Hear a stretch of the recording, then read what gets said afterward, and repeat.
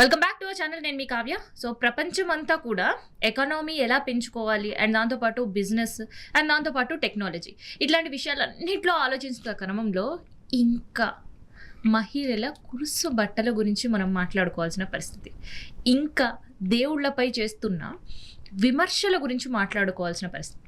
ఎక్కడికి వెళ్తుంది మన దేశం అండ్ మన ఎకానమీ పరిస్థితి ఏంటి? ఇట్లాంటి విషయాలన్నీ కూడా తెలుసుకుందాం. ఇక ప్రజెంట్ మనతోటి స్టూడియోలో అనలిస్ట్ అనిల్ గారు ఉన్నారు, మాట్లాడదాం. సార్ నమస్తే. నమస్కారం. సో ప్రపంచ దేశాలన్నీ పరిస్థితులు వేరు, మన పరిస్థితులు వేరు. Very different. I mean like చాలా మంది చూస్తున్నారు గ్లోబల్ న్యూస్. అమెరికా వెనిజువెలన్ ప్రెసిడెంట్ని మిడ్ నైట్ తీసుకెళ్ళి వేసుకొచ్చేస్తారు అని. సో మై కన్సర్న్ ఈజ్ మోడీని ఏమన్నా అట్లా ఏమైనా వేసుకెళ్ళిపోతారేమో అని చెప్పి ఒక చిన్న కన్సర్న్ ఉంది. ఎందుకంటే ప్యారలల్ లైన్స్ నడుస్తున్నాయి. మీరు అన్నట్టు మత పిచ్చి అనేది ఒకటి పట్టింది ఇక్కడ. గ్లోబల్ ట్రెండ్స్ మనం ఒకసారి గమనించాలి. గ్లోబల్ ట్రెండ్స్ ఏంటంటే ఇప్పుడు US and China global dominance కోసం వాళ్ళు ఫైట్ చేస్తూ ఉన్నారు. ఈక్వల్ పాపులేషన్ ఉన్న ఇండియా చైనా కంటే ఎక్కువ పాపులేషన్ ఉన్నారు మనకి జనాభా అయితే. అది మనము మీరు అన్నట్టు ఇప్పుడు అనసూయ గురించి అనుకుంటా ఏ బట్టలు వేసుకోవాలి అది అయిపోయింది ఆ వాదన. 1947 తర్వాత మనకి కాన్స్టిట్యూషన్ అంతా వచ్చిన తర్వాత అందరికీ హక్కులు వచ్చేసినాయి.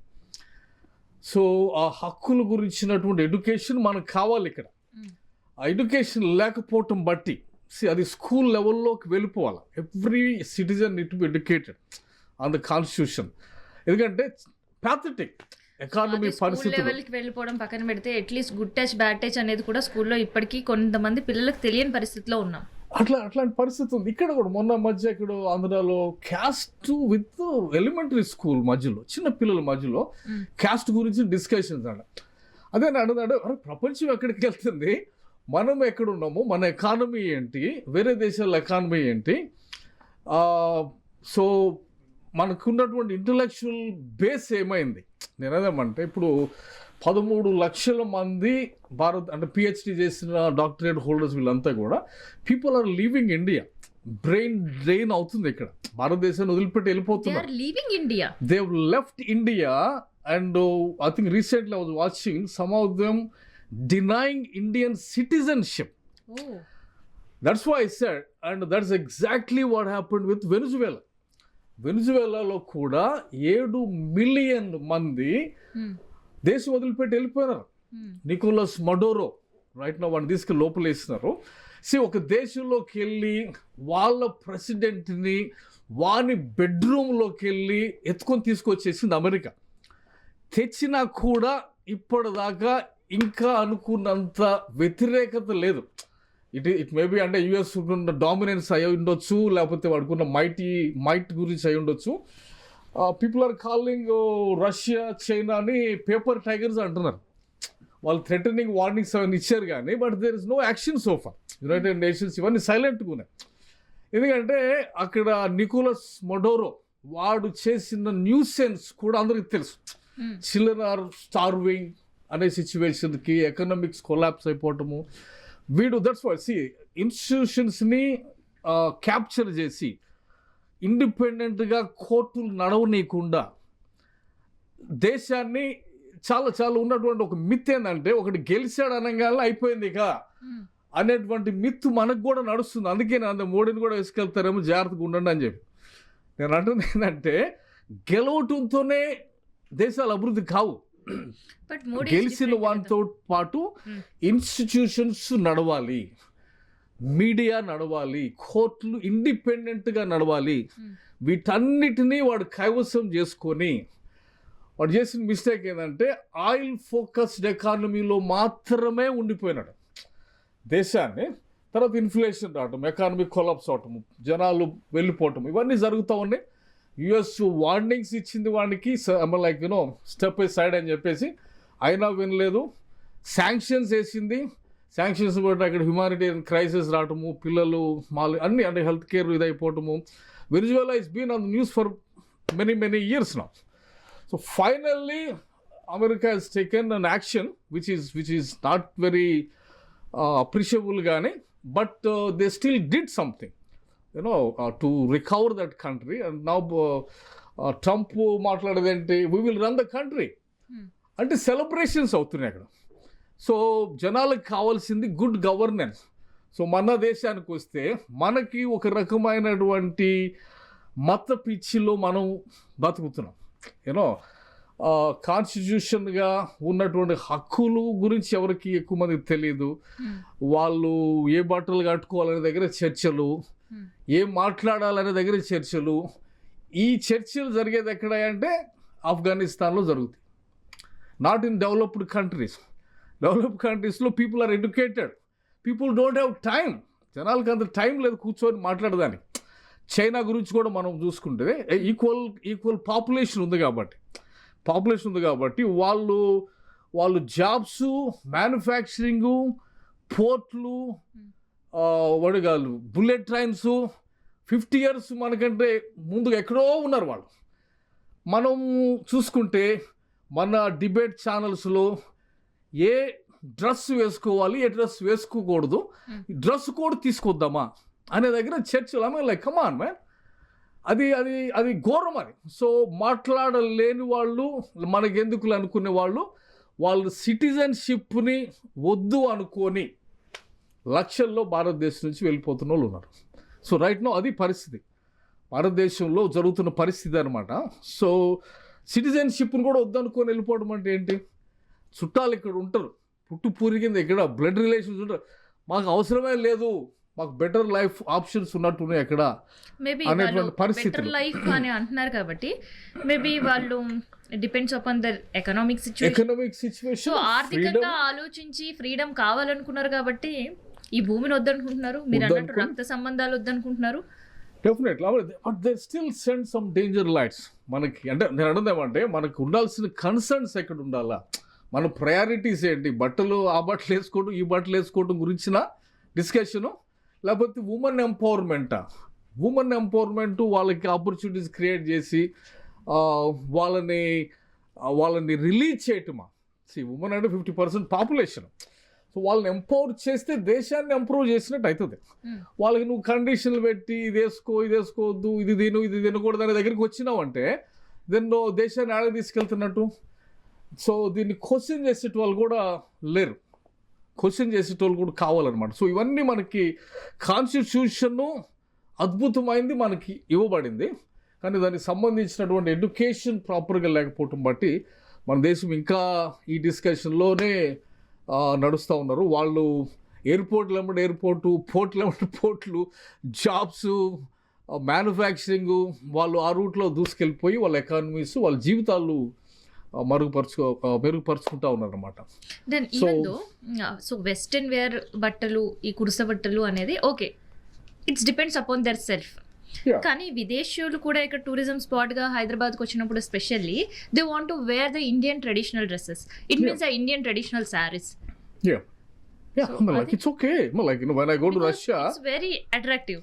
No, when I go to Russia, I want to wear something Russian ethnic wear. అట్లా ఆలోచిస్తాం అవునానిగా. అంతేగాని మనం దోత కట్టుకొని కూర్చోవాలనేటువంటిది ఇక్కడ గ్రంథస్థం చేయబడలేదు కదా. ఒకవేళ గ్రంథస్థం చేయబడితే కూడా గ్రంథాల సంగతి కూడా చూడాలి కదా. నేను అంటుంది ఇట్లానే ఉండాలనేది నేను చెప్తా ఉంటే, డ్రెస్ కోడ్ ఉన్నది నార్త్ కొరియాలో ఉంది. సో మనం నార్త్ కొరియా పోదామా, లేకపోతే ఆఫ్ఘనిస్తాన్లో ఉంది, ఇక మరీ ఘోరంగా ఉంది అక్కడ బుర్కాలు వేయాలా, తర్వాత గర్ల్స్ స్కూల్స్కి వెళ్ళటానికి లేదు.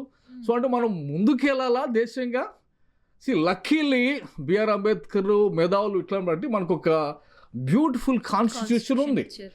ఆ కాన్స్టిట్యూషన్ ఒక సిస్టానికి ఫ్రీడమ్ ఇవ్వదు, ఇండివిజువల్ ఫ్రీడమ్ ఇస్తుంది. జెండర్ ఈక్వాలిటీ ఉంది మనకి. జెండర్ ఈక్వాలిటీ అంటే ఇప్పుడు లేడీస్ని నువ్వు క్వశ్చన్ చేసినావు అనుకో, నువ్వు మేలుని కూడా క్వశ్చన్ చేస్తావు, మళ్ళీ ఈ బాల్ కొట్టేస్తాం అంటే వాళ్ళు ఏం మాట్లాడలేరని నువ్వు వాళ్ళని క్వశ్చన్ చేయటం అవుతుందా. సో ఇవన్నీ ఆలోచించాలన్నమాట. మనకి కల్చరు ఉండొచ్చు, సాంప్రదాయాలు ఉండొచ్చు, బట్ అదే టైంలో వ్యక్తిగత స్వేచ్ఛను హరించటం అనేది అసలు అక్కడ ఆ level discussion it self is a bad thing. వేరే అన్నీ ఏం లేవన్నట్టుగా ఆ లెవెల్ డిస్కషన్కి ఒక దేశం వెళ్తుందంటే దేర్ డేంజర్ సైన్స్. అవి భారతదేశంలో డేంజర్ సైన్స్ అవి మనం బట్ ఒక పోల్చుకోవాలి. తెలంగాణలో దట్టు ఒక హైదరాబాద్ లో జరుగుతున్న ఒక చిన్న డిస్కషన్ కనెక్టెడ్ టు ఇండియా అనేది ఎనీహౌ ఆ లింక్ అనేది నాకు ఎందుకో సరి అయినది అనిపించట్లేదు. ఇక్కడ లింక్ ఈజ్ డెఫినెట్లీ డెఫినెట్గా నేను మాట్లాడుతుంది ఏమంటే మత సంబంధమైన డిబేట్స్ అయితే ఖచ్చితంగా అవుతున్నాయి across the country. Across the country polarization వచ్చి ఇండియాలో రైట్ నౌ అంటే సెక్యులర్ అనే దానికి ఎక్కువ కాకుండా నేషనలిస్టు లేకపోతే నేషన్ అనే దగ్గరికి వస్తూ ఉన్నారు. అంటే మతం బేస్డ్తో హిందుత్వ అనే దగ్గరికి వెళ్తున్నాం. హిందూ రాష్ట్ర అంటున్నారు. అఫీషియల్ కామెంట్స్ ఏంటంటే ఇది ఆల్రెడీ హిందూ దేశమే. అది ఒక డేంజరస్ స్టేట్మెంట్ అది. ఎందుకంటే అది వార్నింగ్ ఇవ్వాలి మనకి. వెనిజువెలాలో రిలీజన్ లేకపోవచ్చు కానీ మేజర్గా అక్కడ కన్సర్న్ డిక్టేటర్షిప్ అది. బట్ మనకి రిలీజియన్ అనేటువంటి డైవర్షన్ తీసుకుంటే మనము ఇప్పటి వరకు అభివృద్ధి సాధించడానికి కారణం ఏంటంటే because we are secular country. Religion పాత్రలో వెళ్ళినవి నేపాల్. ఇప్పుడు నేపాల్ దాకా వెళ్ళేది వద్ద అవసరం లేదు. మిడిల్ ఈస్ట్లో ఏమవుతుందో చూద్దాం. Iran will be gone for collapse అయ్యే సిచ్యువేషన్ అక్కడ. అంటే Iran is moving towards secularism. So అంటే ప్రపంచము మతము అనేది వద్దు, మతం అనేది దేశానికి ప్రమాదము అని తొందరగా మేల్కొని చైనా వాడు ఏథిస్ట్ కంటెంట్ డిక్లేర్ చేశాడు. వాడు సింగిల్ పార్టీ అజెండాతో స్పీడ్ ఫోకస్ చేసి ఇండస్ట్రీసు, డెవలప్మెంట్సు, జాబ్స్, ఎకానమీ అని చెప్పేసి లిమిటెడ్ ఫ్రీడమ్ ఇచ్చి చైనాని అద్భుతమైన వేగంతో ముందుకు తీసుకెళ్ళాడు. కానీ మనకున్న సిచ్యువేషన్ ఏమంటే మనకి డెమోక్రసీ ఉంది ఇక్కడ. మనకి అందరూ ఓపెన్ డిబేట్స్ కావాలా, పోలరైజేషన్ ఇవన్నీ ఉంటాయి. మంచిది అది. It's a good thing because we have freedom here. It's a very very good freedom here. But ఇక్కడ మోరల్ పోలీసింగు ఏది ఏం వేసుకోవాలి, ఏం కట్టుకోకూడదు, ఈ వీటి మీద డిస్కషన్స్ ఎక్కువ అవుతున్నాయి. ప్లస్ రిలీజియన్ బేస్డ్, రిలీజన్ వద్దు మనం సెక్యులరు అని చెప్పి పెద్దవాళ్ళు మనకి ఏదైతే మనకి ఇచ్చేలేరో దాన్ని కాపాడుకోవాల్సిన బాధ్యత ప్రతి ఇండియన్ మీద ఉంది ఖచ్చితంగా. ఎందుకంటే top secular countries, top economies ఏమవుతున్నాయి ప్రపంచంలో, ఆ top 10 countries both secular plus innovative countries అవి. సో వాళ్ళ ఎకానమీస్ బూమ్ అయిపోతున్నారు వాళ్ళు. మనము ముందుకెళ్ళాలి. ఇన్నోవేషన్కి కారణం ఏంటంటే క్వశ్చన్ చేయటం. క్వశ్చన్ చేస్తారు వాళ్ళు. నేను లాస్ట్ టైం ఒక ఇంటర్వ్యూలో చెప్పినాడు, ఇప్పుడు టాప్ 100 యూనివర్సిటీస్లో భారతదేశంలో ఒక యూనివర్సిటీ లేదు. యూనివర్సిటీలో డిబేట్స్ అవుతాయి, స్క్రూటినైజ్ చేస్తారు. మనకి ఆ కాన్స్టిట్యూషన్ ఉంది ఇక్కడ, అటువంటి ఫ్రీడమ్ ఉంది, అటువంటి ఆర్టికల్స్ ఇచ్చారు మనకు ఆల్రెడీ. కానీ ఎక్కువ మంది చదువుకున్న వాళ్ళు లేకపోవటం బట్టి, అంటే ఏది కాన్స్టిట్యూషన్ గురించిన అవగాహన లేకపోవటం బట్టి, అందుకని అంటే స్కూళ్ళల్లోకి తీసుకురావాలి ఎడ్యుకేషన్. అంటే ఈ కాన్స్టిట్యూషన్ సంబంధించింది ఎడ్యుకేషను స్కూళ్ళతో ఇంట్రడ్యూస్ చేయాలి. చేసినప్పుడు అందరు హక్కులు ఎవరికి వాళ్ళకి తెలుస్తాయి. అప్పుడు ఫ్రీడమ్ ఆఫ్ ఎక్స్ప్రెషన్ అని ఉంది, అందులో అనసూయ జస్టిఫైడ్. ఆమెకు ఆ హక్కు ఉంది అక్కడ ఈ దేశంలో ఉంటున్నప్పుడు. ఆ ఫ్రీడమ్గా ఆమె మాట్లాడుకునే హక్కు ఆమెకు ఉంది. సో అటువంటి మంచి దేశంలో ఉన్నాం మనం. కానీ దీన్ని రిలీజియస్ వైపుకి తీసుకెళ్ళాలని, హిందూ రాష్ట్రగా లేకపోతే హిందూ నేషన్గా మత సంబంధమైనదిగా దీన్ని ఎస్టాబ్లిష్ చేసుకోవాలని అనుకున్నప్పుడు ఆ దేశాలు మతం మీద వెళ్ళినవి నాశనం అయిపోయినాయి అనమాట. మతం ఉండాలి, ఎడ్యుకేషన్ ఉండాలి, రెండింటి మీద వెళ్ళాలి. అండ్ ప్లస్ క్వశ్చన్ చేయాలి. మన దేశంలో ఇన్నోవేషన్ రావాలంటే ప్రతిదాన్ని క్వశ్చన్ చేయాలి. సాంప్రదాయాలు ఉన్నాయి, క్వశ్చన్ చేయనియాలా, మాట్లాడుకొని ఇవ్వాలా. ఇప్పుడు మొన్న అన్వేష తను పర్సన్ ఫెలో ఈ talking that fellow has seen the world. ఒక 120 దేశాలు తిరిగి దేశాల పరిస్థితులు, ఎకానమీలు అన్నీ చూసిన తర్వాత, అఫ్కోర్స్ అది నోరు దోర్లు కొన్ని మాటలు మాట్లాడుండొచ్చు, కానీ బట్ బయట ప్రపంచం చూసిన మాట్లాడినివ్వాలా, పోల్సినివ్వాలా. ఆ ఫ్రీడమ్ మనకి కాన్స్టిట్యూషన్లో ఇవ్వబడింది.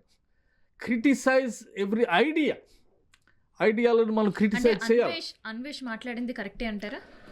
అలా కొన్ని వాడిన పదాలను మనం సమర్థించలేము కానీ బట్ వాని కాన్సెప్ట్ ఈస్ కరెక్ట్ డెఫినెట్లీ. ఎందుకంటే వాడు చైనా తిరిగి వచ్చినాడు, he knows what is happening in China. So అట్లాంటి భారతదేశంలో is an Indian end of the day. So ఆయన డెఫినెట్గా ఏంటి నా దేశం ఇట్లా ఉంది అని చెప్పి ఆయనకి ఖచ్చితంగా అటువంటి దేశం మీద ప్రేమ లేనివాడు వాడు ఉంటాడు, వాడికి ఉన్న ప్రేమతో వాడు మాట్లాడుతున్నాడు, మాట్లాడిన ఇవ్వాలి. నేను అడదేమంటే అడుగు పెట్టని ఇట్లాంటి దేశంలో భారతదేశంలో సపోర్ట్ చేస్తున్నారు, ఖచ్చితంగా సపోర్ట్ చేస్తాను. భారతదేశం ఎక్కడి దాకా రావాలంటే నేను అనేదేమంటే ఇప్పుడు అమెరికన్ క్రిస్టియన్ సోకాల్ క్రిస్టియన్ కంట్రీగా ఉన్నటువంటి అమెరికాలో యేసు ప్రభువు పెళ్లి చేసుకున్నాడని ఒక సినిమా తీయగలుగుతాడు వాడు. వాడికి ఉన్న కాన్స్టిట్యూషనల్ రైట్ అది. వాడిని తీసుకెళ్ళి అరే నేను నీ సంగతి చేస్తాం, నిన్ను చెట్టు కట్టేస్తాం అని చెప్పి వాడు బెదిరించేటువంటి దేశం లేదు అది. He's got a concept, he said okay he's got something అనుకున్నప్పుడు వాళ్ళు కొలుస్తున్న జీసస్ మీదనే జీసస్ పెళ్లి చేసుకున్నాడు అని సినిమా తీశాడు. అట్లాంటి దమ్ము మనకి కూడా ఉండాలి ఖచ్చితంగా. అంటే ప్రతి కాన్సెప్ట్ని, ప్రతి మతాన్ని, ప్రతి విశ్వాసాన్ని, ప్రతి ఐడియాని క్రిటిసైజ్ చేయాలి. చాలా చాలా. సో క్రిటిసైజ్ చేయకపోతే మనం వెనకబడిపోతాం అంతే. క్రిటిసైజ్ చేసిన దేశాలు రీజనింగ్ వాడతారు కాబట్టి క్రిటిసైజ్ చేసిన దేశాలు ఇన్నోవేటివ్గా ముందుకెళ్తున్నాయి. వాళ్ళు ఇండస్ట్రీస్ పెడుతున్నారు, వాళ్ళు ముందుకు వెళ్ళిపోతున్నారు ఎకానమీస్లో. వాళ్ళకి ఇండివిజువల్ ఎంపవర్మెంట్ ఉంది, ఇండివిజువల్ రైట్స్ ప్రొటెక్షన్ ఉంది.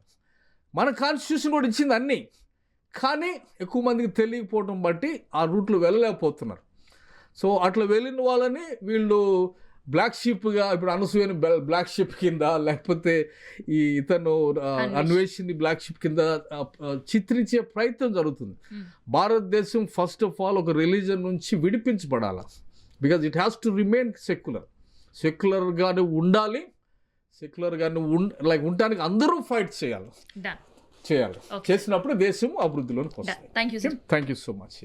సో ఇదనమాట భారత్ సెక్యులర్ స్టేట్ గురించి కావచ్చు, అండ్ ఇక్కడ తెలంగాణలో cut and roll Bharat secular దేశంగా ఉండాలని కావచ్చు, అండ్ తెలంగాణలో జరుగుతున్న ఈ డిస్కషన్ అన్నిటికీ కూడా ఫిలిస్టాప్ పెట్టి తెలంగాణ అభివృద్ధి గురించి టెక్నాలజీ పైన మాట్లాడినా లేదంటే వాటిపైన చర్చ జరిగితే ఇంకా బాగుంది అని అంటున్నారు అనలిస్టులు.